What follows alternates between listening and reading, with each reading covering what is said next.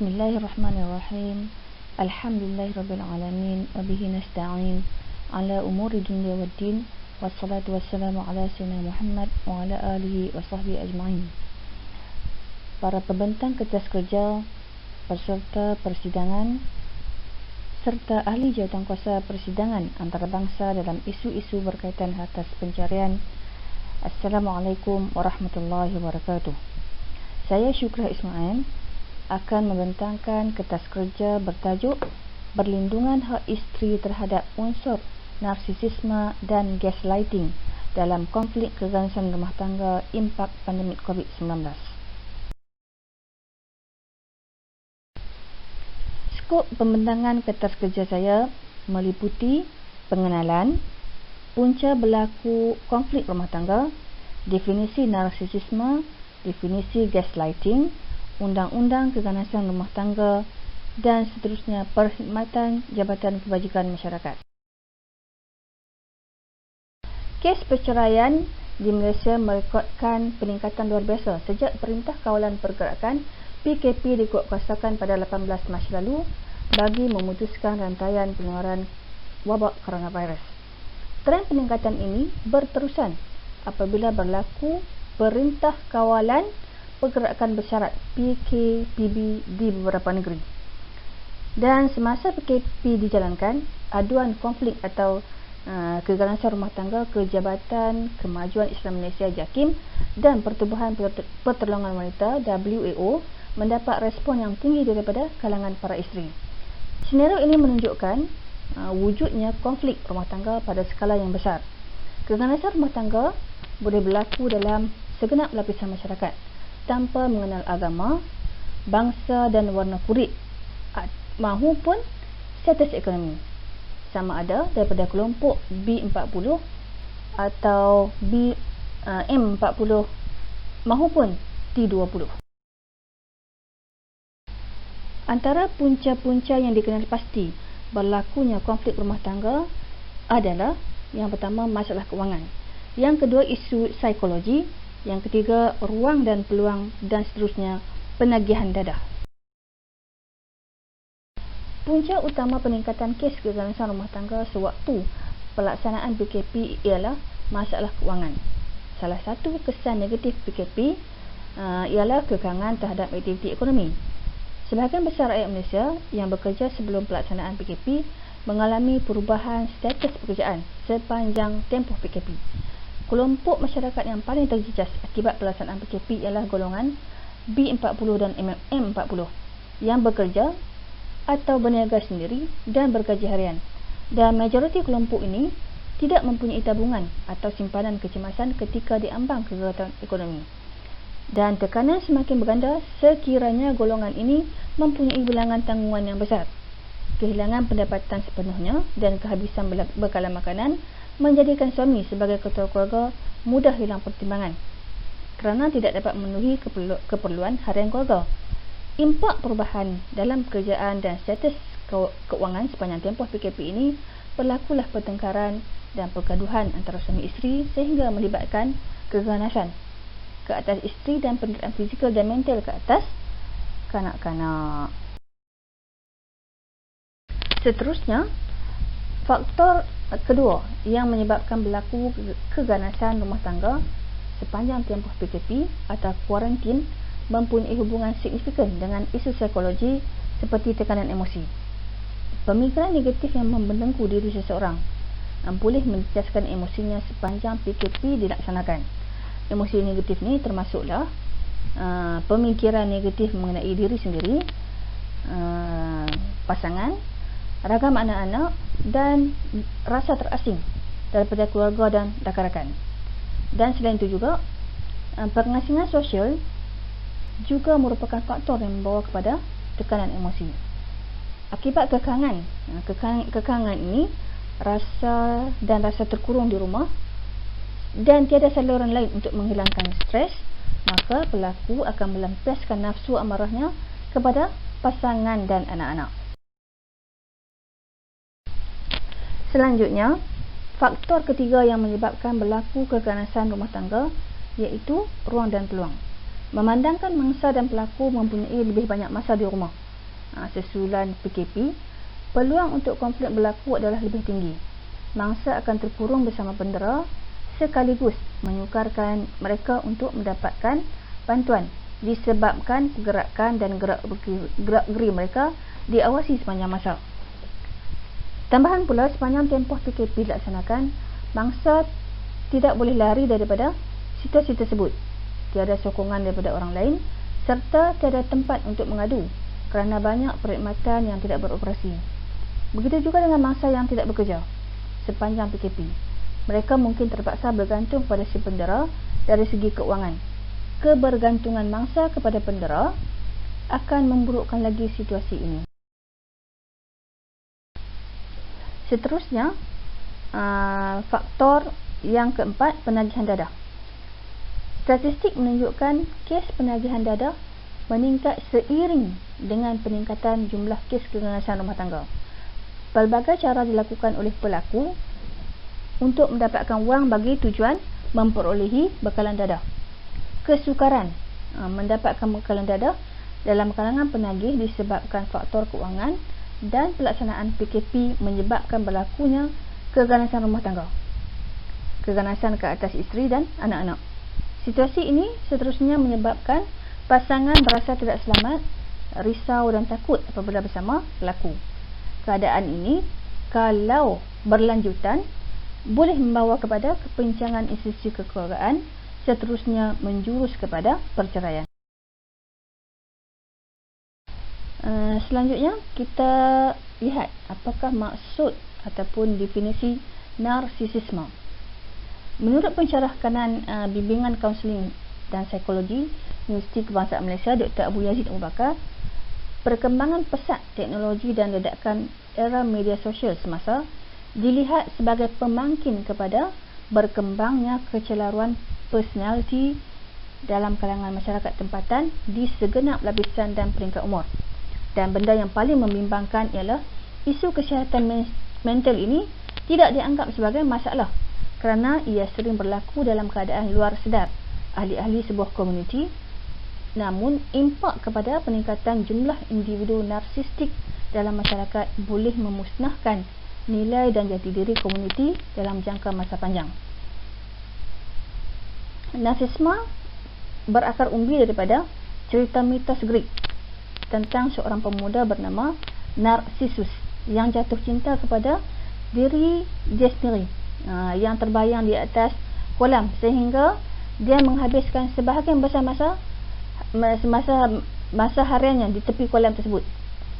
Jadi berdasarkan cerita mitos ini, persepakatan dalam kalangan ahli psikologi mentakrifkan kecelaruan personaliti narsisme sebagai kecenderungan seseorang individu untuk menilai diri sendiri secara berlebihan, yang mana individu narsistik dianalogikan sebagai seorang yang taksub atau terlalu mengagumi diri sendiri tanpa sebarang penjelasan yang rasional ataupun logik.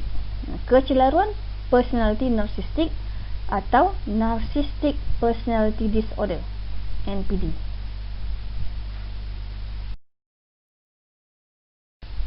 Apakah punca kecelaruan personality narcissistic? Walaupun punca yang tepat tidak diketahui, namun terdapat pelbagai faktor risiko yang dikaitkan dengan kecelaruan personality. Antaranya ialah faktor genetik dan biologi. Pelaku mempunyai sejarah keluarga yang mempunyai kecelaruan personality atau penyakit mental. Pelaku mengalami peristiwa trauma atau tekanan hidup yang berpanjangan. Dan seterusnya, kehidupan zaman kanak-kanak yang sukar. Contohnya, keadaan keluarga yang tidak stabil, didera atau diabaikan. Dan pelaku mungkin mengalami kecederaan otak. Ataupun wujud juga ketidakseimbangan bahan kimia di dalam otak pelaku. Dan antara ciri-ciri utama seorang individu yang berhadapan dengan masalah ini adalah rasa kepentingan diri sendiri yang melampau, keperluan untuk menerima perhatian dan disayangi yang keterlaluan, serta ketiadaan perasaan empati kepada orang lain yang ditunjukkan menerusi tingkah laku memperkecil dan mempersendak orang lain secara berlebihan. Lazimnya individu narsistik akan merasa kecewa apabila tidak diberi layanan yang dirasakan layak untuknya menyebabkan dia berhadapan dengan pelbagai masalah dalam hubungan peribadi atau profesional. Dianggarkan kecelaruan personaliti narsisme mengancam 1% daripada populasi umum dalam konteks Malaysia. Lebih 300,000 warga tempatan daripada pelbagai latar belakang kehidupan dianggarkan berpotensi untuk mengalami kecelaruan mental ini tanpa disedari, dan ia terus meningkat kebelakangan ini. Seterusnya kita lihat definisi gaslighting. Gaslighter iaitu pelaku memanipulasi minda pasangan gaslighty supaya mereka rasa tidak percaya kepada diri sendiri, percaya kepada perkara yang tidak pernah berlaku, terlupa dan mempunyai perasaan tidak boleh hidup sendiri tanpa pelaku. Istilah gaslighting diambil daripada sebuah filem berjudul Gaslight 1944 yang dilakukan oleh Charles Boyer, iaitu seorang suami yang suka menyeksa isterinya. Charles Boyer meyakinkan isterinya bahawa dia tidak waras, hingga kan isterinya benar-benar mempertikaikan kewarasan dirinya sendiri. Pelaku gaslighter melakukan kekerasan secara emosional, sama ada dari seorang suami kepada pasangan wanita ataupun sebaliknya. Namun gaslighting dapat terjadi pada hubungan dengan bos, iaitu ketua, kawan-kawan, orang tua, tokoh masyarakat dan sesiapa saja. Bentuk gaslighting yang paling jelas memang terjadi antara hubungan dengan pasangan. Seorang gaslighter, dia juga merupakan diktator, narsisis ataupun mungkin juga pemimpin yang selalu ingin dianggap besar dan benar. Perilaku ini ditunjukkan dengan cara berbohong, memanipulasi dan memaksa orang lain hingga orang tersebut mempertikaikan tentang pemikiran, ingatan, peristiwa, persepsi dan keberadaan diri mereka sendiri. Undang-undang keganasan rumah tangga. Antara takrifan bagi keganasan rumah tangga ialah meletakkan mangsa dalam keadaan ketakutan, menyebabkan kecederaan fizikal, mengurung atau menahan mangsa tanpa kerelaan, melakukan khianat atau kemusnahan atau kerosakan kepada harta dengan niat untuk menyebabkan kesedihan dan kegusaran kepada mangsa, menyebabkan penderaan psikologi termasuk kecederaan emosi kepada mangsa, berhubung dengan mangsa atau berhubung dengan pihak ketiga tentang mangsa dengan niat untuk mengaibkan kehormatan mangsa melalui apa-apa cara elektronik atau selainnya. Akta Keganasan Rumah Tangga 1994 pindaan 2017 telah dikuatkuasakan bermula tahun 1994 di seluruh Malaysia. Undang-undang yang memberikan perhatian khusus terhadap hal-hal keganasan rumah tangga dengan memperuntukkan beberapa penyelesaian bagi kes-kes sedemikian. Menurut akta ini, aduan boleh dibuat jika sesuatu keganasan berlaku, sama ada oleh suami ataupun isteri, bekas suami ataupun bekas isteri, anak lelaki ataupun anak perempuan, ibu bapa atau abang, adik, kakak atau mana-mana saudara. Peguam mangsa, sekiranya mangsa adalah seorang kanak-kanak atau orang dewasa yang tidak berkeupayaan, penjaga, saudara atau orang yang bertanggungjawab bagi penjaga kanak-kanak atau orang dewasa, atau seorang pegawai kebajikan masyarakat selain pegawai kebajikan masyarakat yang diberi kuasa. Pegawai kebajikan masyarakat pula bertindak sebagai pegawai penguatkuasa di bawah akta ini. Dia boleh menjalankan tugas-tugas seperti membantu mangsa keganasan rumah tangga memfailkan aduan, mengadakan atau mengaturkan pengangkutan bagi mangsa ke kediaman alternatif, mengadakan atau mengaturkan pengangkutan bagi mangsa ke hospital, menjelaskan kepada mangsa tentang hak untuk mendapatkan perlindungan, menemani mangsa ke kediaman mangsa atau kediaman sebelumnya untuk mengambil barang-barang keperluan. Perkhidmatan yang disediakan oleh Jabatan Kebajikan Masyarakat: permohonan tempat selamat, permohonan perintah perlindungan kecemasan, permohonan perintah perlindungan interim, permohonan perintah perlindungan dan perkhidmatan kaunseling. Cara membuat permohonan aduan keganasan rumah tangga secara dalam talian. Pemohon atau mangsa boleh menghantar aduan secara dalam talian dengan menghubungi talian kasih 999. Bagi tujuan tersebut, pemohon ataupun mangsa perlu mendaftar sebagai pengguna terlebih dahulu.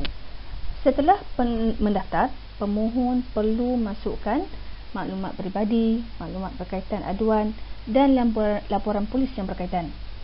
Setelah menghantar permohonan, pemohon akan dihubungi oleh pegawai dari Jabatan Kebajikan Masyarakat berdasarkan maklumat daerah ataupun negeri yang dimasukkan.